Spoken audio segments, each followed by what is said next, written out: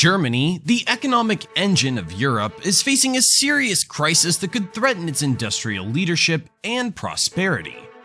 High energy costs, worker shortages, red tape, and global competition are forcing many German companies to relocate or scale back their operations in the country.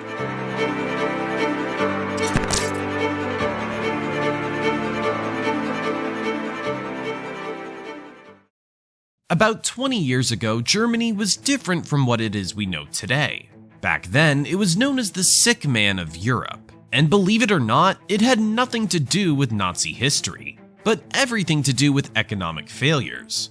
In the 90s to early 2000s, growth was sluggish. Millions of workers were jobless, and there was excessive regulation. But here's the captivating part. In the late 2010s, Germany found its golden age in the midst of the global financial crisis, through labor market reforms combining macroeconomic policies. Soon, these brought an employment miracle, which pushed demand for high-quality manufacturing goods in China and other emerging markets, making it a powerhouse of export. The economy grew more than any other European nation, becoming the fifth largest economy globally. Germany's first-class engineering, social model that bridges the gap between the rich and the working class, and its cooperative federalism with great leadership like Angela Merkel, kept wowing developed nations and motivating developing nations for nearly a decade, achieved its status as the leader of Europe. They even won a World Cup in its golden age. The nation that outperformed its peers and kept pace with America for nearly a decade is today, unfortunately, stuck in the ice.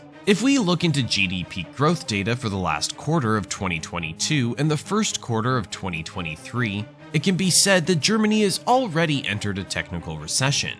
For context, a country enters a technical recession when it accumulates at least 2 consecutive quarters of negative GDP growth. This also has led the Eurozone itself into a recession, because when the German economy sneezes, Europe catches the cold. Today, the same newspapers are headlining Germany as the sick man of Europe again. So what's really going on with Germany? How did the country find itself going from European leader to laggard? One may blame the Russia-Ukraine war, or the pandemic, but this narrative is quite partial. In reality, its problems are deep-rooted. Let me explain.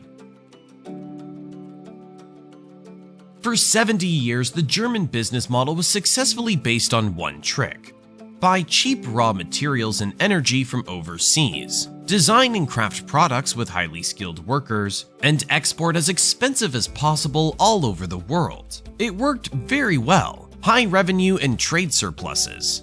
However, in recent years, it's been facing a decline in its industrial production and competitiveness due to high inflation. I'll explain in depth later about the factors. But first, let's talk about the term deindustrialization. Deindustrialization usually happens when a country or region shifts from manufacturing and heavy industry to services and other sectors, or when it faces competition from other countries or regions that have lower costs or higher quality of production. Deindustrialization can have adverse effects, such as lower economic growth, higher unemployment, lower living standards, and social problems. For example, BASF, a chemical giant that had been a pillar of Made in Germany for more than 150 years, has decided to invest $10 billion in a state-of-the-art complex in China, while shutting down a fertilizer plant and other facilities in Germany, resulting in 2,600 job cuts. Similar industrial gas conglomerates did the same. Lind, which started in the 1870s by developing refrigeration for breweries, was the most valuable blue chip in Germany, with a market capitalization of about 150 billion euros. In January, it decided to exit the Frankfurt Stock Exchange in favor of a New York listing. In this course, Lind cut hundreds of jobs from its home country. Germany's car manufacturing sector is also in trouble. Total car production declined from a peak of 6 million in 2012 to under 4 million last year.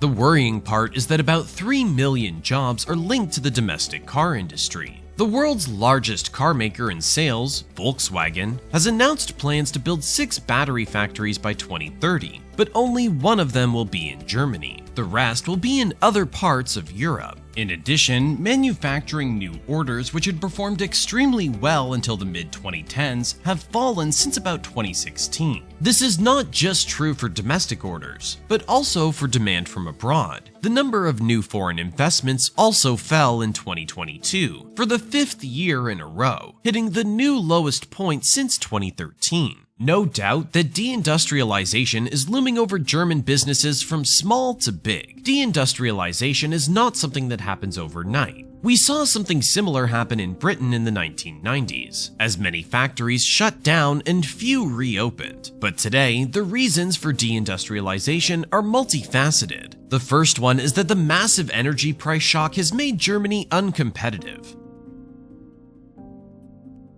As said, the main reason for why the German industrial sector was so flourishing before the COVID pandemic is that the country was very much dependent on cheap energy coming from Russia. In fact, the German government's energy strategy actively promoted Nord Stream and other initiatives that helped Germany gain access to cheap Russian gas. With the war in Ukraine, cheap energy from Russia dried up as NATO imposed sanctions. As the chart shows, Germany is one of the countries that suffered the largest consequences. Import prices in Germany soared by more than 50% within 2 years, mostly because of the higher price of energy imports. Meanwhile, France and the UK saw a smaller import price shock, but the US was least impacted thanks to a massive domestic energy sector developed in recent decades. Although Germany is one of the most energy-efficient countries in Europe, meaning waste is low, it consumes enormous amounts of energy. This has made energy-intensive industries such as chemicals, metals, and fertilizers less profitable and more vulnerable to competition from other regions with lower energy costs. That's why chemical companies, including BASF and Lanxess, have already closed facilities or relocated to cheaper and sustainable areas like China. Meanwhile, during the glorious years of the 2010s, the politicians and businesses in Germany have dreamed and invested enormously in the so-called Energiewende, to replace nuclear energy with renewables and cheap Russian gas. However, neither now looks possible. In fact, right now there's a huge gap between demand and supply of high density. Even if this gap can be closed at some point as some renewable projects are taken into hand, like a network of hydrogen pipes, it will take at least a decade. More than any other major European economy, Germany depends on China. It's Germany's largest trading partner, and a major buyer of its high-quality machinery, cars, and other goods. However, China's economic slowdown and trade tensions with the US have reduced its demand for German exports. This has hurt the profitability and innovation of German manufacturers, who have heavily invested in the Chinese market and tailored their products to its needs. In addition, Germany's hidden champions are mid-sized, highly specialized, often family-owned companies that form the country's industrial backbone. They are now under the threat of collapse. Earlier this year, China's machine tools exports surpassed Germany's. While machinery exports from Germany grew by nearly 10% in 2021, machinery imports from China increased by 26%. Ironically, German firms operating in China had a crucial role in facilitating this transition, as they were forced into partnership with local firms and thus accelerated technology transfer, effectively training their future competitors. But the real threat is right around the corner. China recently overtook Germany as the world's second largest car exporter. China's share of the global electric vehicle market increased to 28% last year, thanks to its dominance in low-cost manufacturing and the success of companies like BYD Auto, Wuling, and GAC Motor. Whereas the share of German companies like Volkswagen fell from 7% to 4%. Europe now imports more cars from China than it exports, as consumers switch to EVs and the looming European phase-out of the internal combustion engine threatens to make the famous and legendary German auto industry obsolete. Despite the country's industrial exodus, Germany's politicians are largely in denial about the looming geopolitical challenges of China. For example, Germany pioneered modern solar panel technology to become the world's largest producer in the early 2000s. After, the Chinese copied the German designs and flooded the market with cheap alternatives. The result? German solar panel makers collapsed. Still now, industry lobbyists argue that the interdependence between China and Germany will be positive in the long run. Last year, German companies invested 11.5 billion euros in China. Even Volkswagen announced it would invest roughly 1 billion euros in an electric vehicle center near Shanghai. It's like German companies have opened themselves up to blackmail because they're much more dependent on China than the other way around. At some point, Germans will wake up to the dangers they face. The question is whether they will before it's too late to do anything about it. As a generation of baby boomers retires in the coming years, Germany is speeding towards a demographic cliff that will leave its companies without the engineers, scientists, and other highly skilled workers they need to stay competitive in the global market. This year, more than 1 million Germans will reach retirement age, about 320,000 more than those becoming adults. Future projections show a shrinking base and a growing top, reflecting dark days coming as Germany is aging rapidly. German industries are already experiencing this demographic shift. 50% of firms cut output due to staffing problems, costing the economy as much as $85 billion per year. One solution that could solve labor shortage is immigration. In fact, a thriving economy needs immigration. Although Germany welcomes immigrants, strict immigration policies limit the influx of skilled workers from abroad. As a result, many sectors lack innovation and productivity.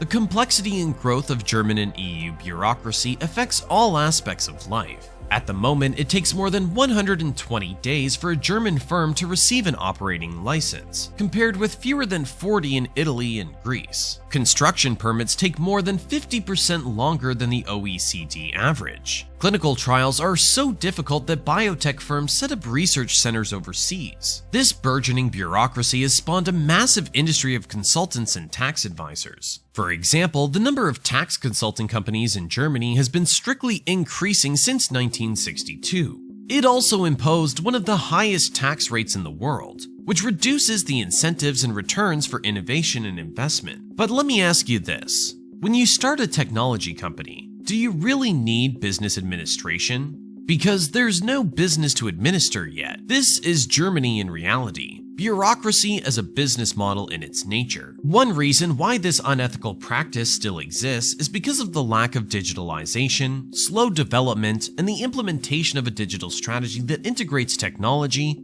economic competitiveness, and national security. Right now, Olaf Scholz, the country's social democratic chancellor, has so far shown interest in deep reform of the state. The last time Germany was in such a mess was in the late 1990s, when The Economist labeled the country the sick man of the euro. Back then, German politicians embarked on painful reforms, which ended up being assisted by the globalization boom in emerging markets. There's no such boom in sight now. Well, maybe quantum computing can come to the rescue. Anyway, Germany is in big trouble, but is there a way out?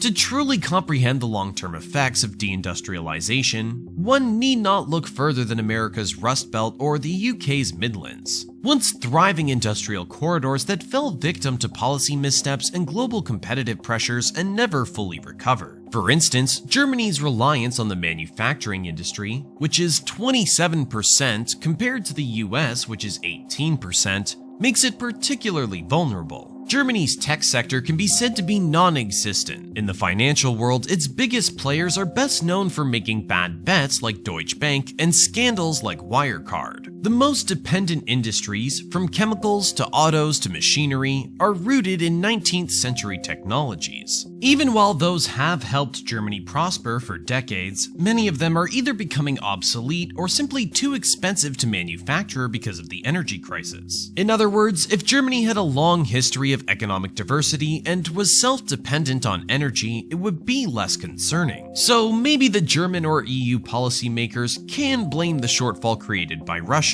but it's clear that the problems in Germany go much deeper and are largely homemade.